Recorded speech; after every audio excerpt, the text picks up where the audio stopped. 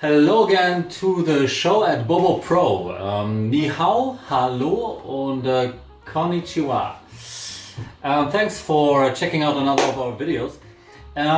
If you follow our videos, then you will have noticed that I made a video about the 50 reasons why I think going to China is an amazing idea. I really love the country, and this is what you should really talk about. The positive sides, especially if you don't really understand the difficulties in the country very well, then you should not talk about all the bad things and pick bones. So, however, I also made a list of some reasons why you should maybe reconsider if you go to China. I'm prepared for the bad comments coming up on me, so please don't get me wrong. I really love China, but I think we should also see the country a little critical from the eye of a foreigner, and just in order to prepare you so that you know what's coming up if you are going to that country. That's the purpose of that video. We could also make another video about the bad sides of Germany or other countries. Maybe we will do so, just to keep the balance. But let's get it started. Here we go.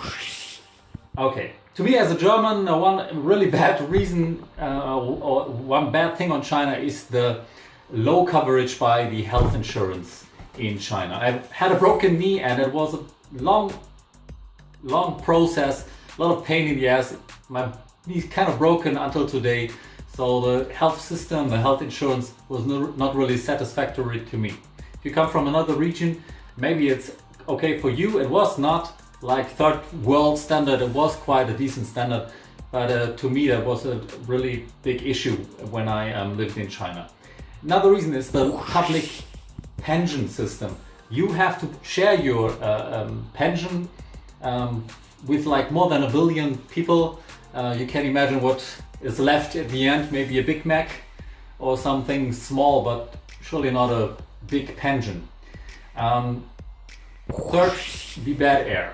Yeah, it's not as bad as media are talking about it here. If you read the newspaper in Germany, then you might think in China you have bad air every day. That's not the case. You have a lot of beautiful sunny days, warm days, and can enjoy the weather several weeks. But it certainly is something to be concerned about. The bad traffic is another reason. Some cars don't stop for you, they just continue driving.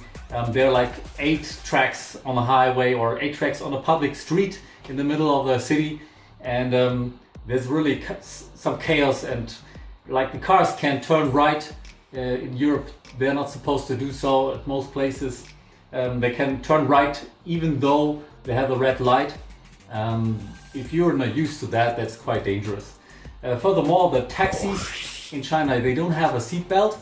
So I really got news about that people in the closer environment of me and my wife.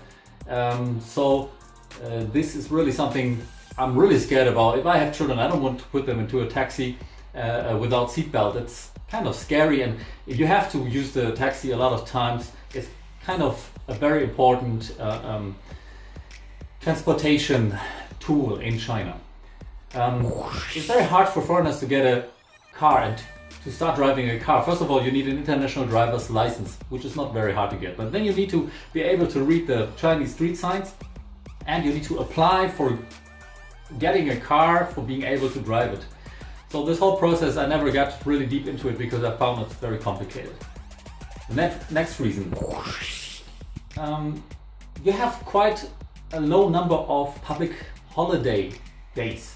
So furthermore, you also have quite a low salary. If you don't have a low salary, you can be prepared for your Chinese colleagues to have a low salary depending on the business you're working in. But that was the case in my company where I worked from, and it made me feel bad that I knew that my Chinese colleagues were earning much less than me, which is not very good for the working atmosphere anyway. I had 10 days public holiday in a year.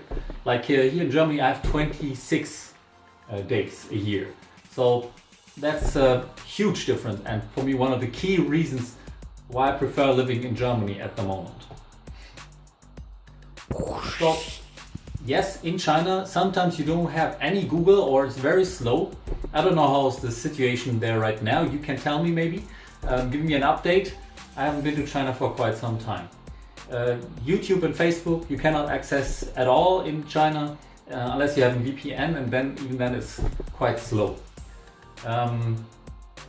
Yeah, in China you have a certain level of corruption and like friend-to-friend business that excludes other people.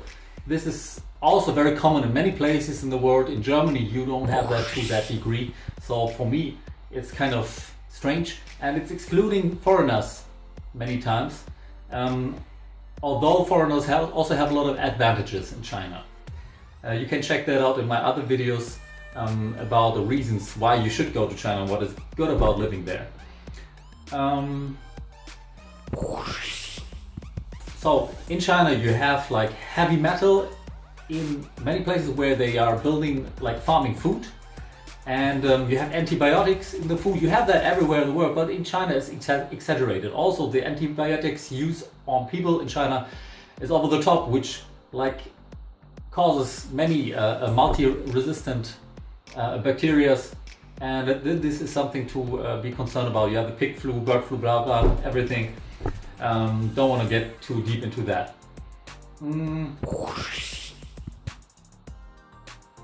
Yeah, if you're in China, you will have to deal with the Chinese character, which is really crazy because you need to read emails. You get like working emails in the company emails, and you cannot read a thing unless you already have learned Chinese for a longer time. Yes, you can use Google Translate, and but it also excludes you from a lot of news. If you want to read some news on some website, this was also very difficult. So that is a problem if you live in China, because you kind of cut off from all the news and information that might occur. So every German who comes to China is missing one thing the most, and that's good cake and good bread in China. You have that there, but it's not the same. They're more trying to do it in an American way, but still not well done. There's amazing American cake out there, but not really in China. So in Germany we have like hundreds of different types of bread with all kinds of seeds on it. That's a big variety, and we Germans really enjoy our fresh and well-tasting bread. And this is something you will not find in China unless you go to a German bakery and they can supply some of it. Okay, another thing that you might miss in China is some good chocolate. They have a lot of chocolate brands in China, also some local ones. But in Germany you are able to get amazing chocolate with really good milk and good chocolate types for like 30 to 50 cents. And that's not possible in China. It costs like €3 and it doesn't taste that good. So furthermore, in Germany we enjoy some tax advantages. As a married couple we are able to shift some tax percentages from one person to the other.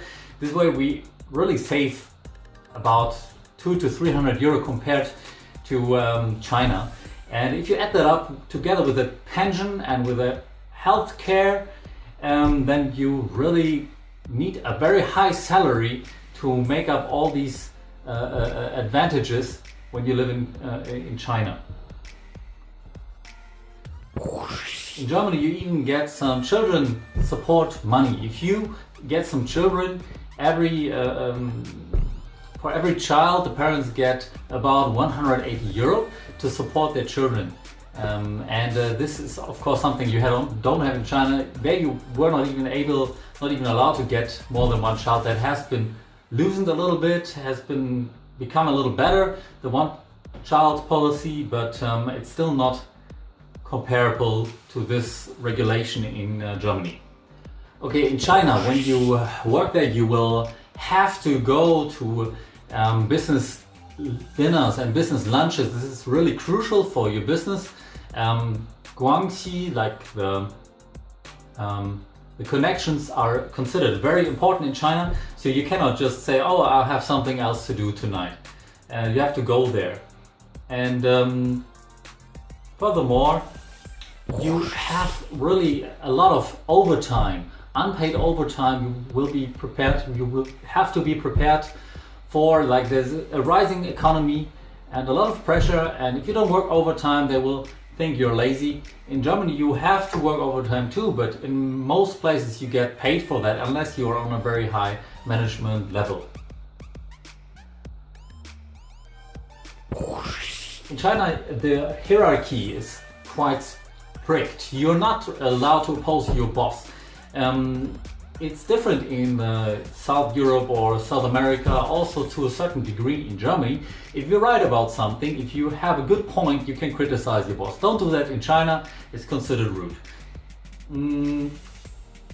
This is also a problem, by the way, right now, because many Chinese companies are investing in Germany, are buying German companies, and the German employees are not used to dealing with these Chinese new bosses because they're not allowed to criticize them and talk openly to them. I've seen some reports about that. That's really bad for business. Okay, in the city center in China you have incredible rents to pay. The apartment prices are incredibly high. On top of that, if you want to marry, you are considered, or you're supposed to buy an apartment, and you're supposed to really be prepared for marrying a Chinese wife. All the Chinese men are supposed to buy an apartment. As a foreigner, you are also supposed to do that normally. If you don't do so, that's kind of a flaw, and that is really something most normal people cannot cover. They need to get money from their parents, from their relatives, from the bank, and many of them get broke and are quite desperate. So this is a big problem in China, not only for foreigners, of course. Okay, when you go to a Chinese restaurant and you're with Chinese people, you want to order some food and you practice your Chinese very well, it might still not help so much because the Chinese waitress will not look at you. Even though you try to order, the Chinese waitress will ignore you and only look at your Chinese friends and wait for them to order their food. This is something very frustrating, and you can consider that kind of rude, but they just want to make sure they get the order right. So in a way you can understand that.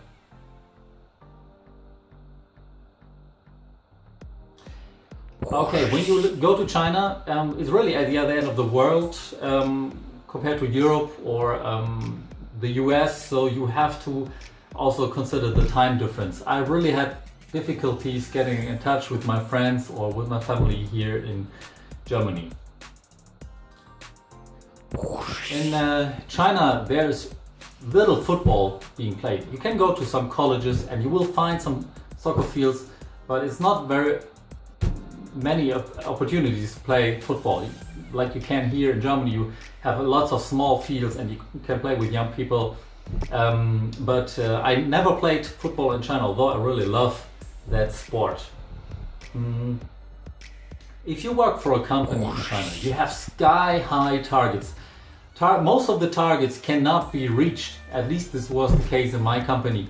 So you are like working until late night and you barely reach your target, or you nearly reach your target, and still it's not satisfying to your boss, which is kind of crazy, and which is not the case in Germany. Here the quality is more important to the employers than reaching the numbers, in kind of like the sales numbers, and sometimes that's not really good for the working atmosphere. It's also not good for the working results, because it doesn't help if you achieve very good targets, reach very good targets, but you don't pay attention to how you reach these targets and whether or not your customers are satisfied.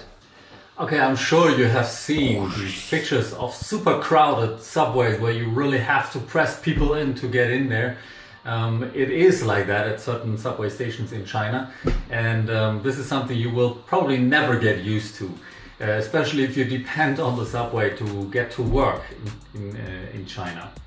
Another thing is the shopping centers that are really expensive, and there's not so many free time activities that you can do in China. Also the supermarkets sometimes are quite costly. If you go to the local ones, you don't find many products that you're searching for as a foreigner. If you're above 190 meters or up to 2 meters tall, you will find it impossible to find clothes in China or shoes. So my brother is very tall and he faces that problem right now living in Shanghai. Okay, sometimes in China you're not able to tell the difference between politeness and real consent. I had this difficulty in my job now and then, talking to people who were nodding their head and said, "That's a great idea, yes, let's do it." And in the end, nothing happened. And in the end, it turned out there was no agreement. And I was already proud and told my colleagues and bosses, "Oh, we are having a good agreement, we're going forward." And nothing was really happening because there was no agreement. They're trying to save my face, make me not lose my face in front of other people, trying to be polite, and that's why they seem to be agreeing, but that's not really the case. Another thing is these crazy English company names.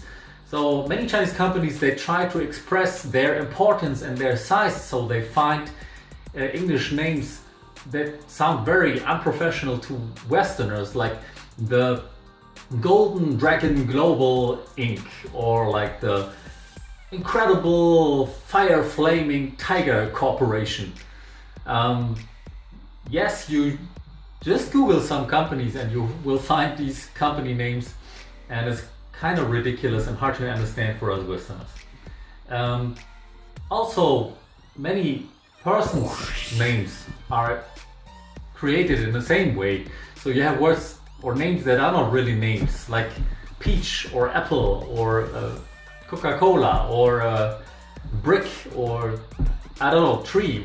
You will, I don't know, there are no limits if you want so. And this is also sometimes a problem for Chinese people who are searching for a job, who try to make a very serious impression, then they give such a English name that doesn't seem to fit.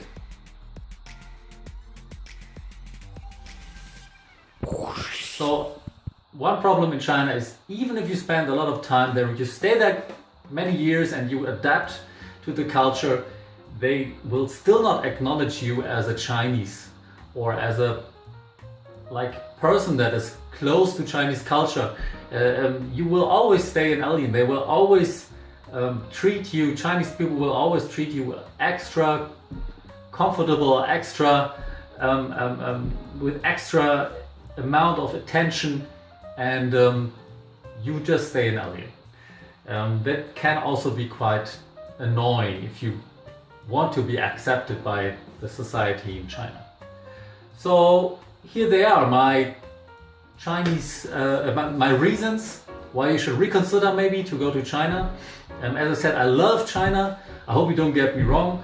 I made videos about all these things that I find amazing about China. I love the food. I miss things there. I miss the food. I miss the nature. I miss the friendly people, the modern society, the modern media, everything. Those things in China, this vibe, this really modern vibe in China. And I consider going back there. Right now it's not the thing for me. And please check out my other videos about the 50 reasons why you should go to China and check out that amazing country. Also check out my video about my first day in China when I arrived the first time in Beijing, and I didn't have food, I didn't have a place to sleep, and it was quite an adventure, quite a problem to that time. And we have many funny content about Asia and China. Just subscribe to our YouTube channel, Bobo Pro, to become part of the Bobo Pro family. And yeah, see you next time. Stay amazing.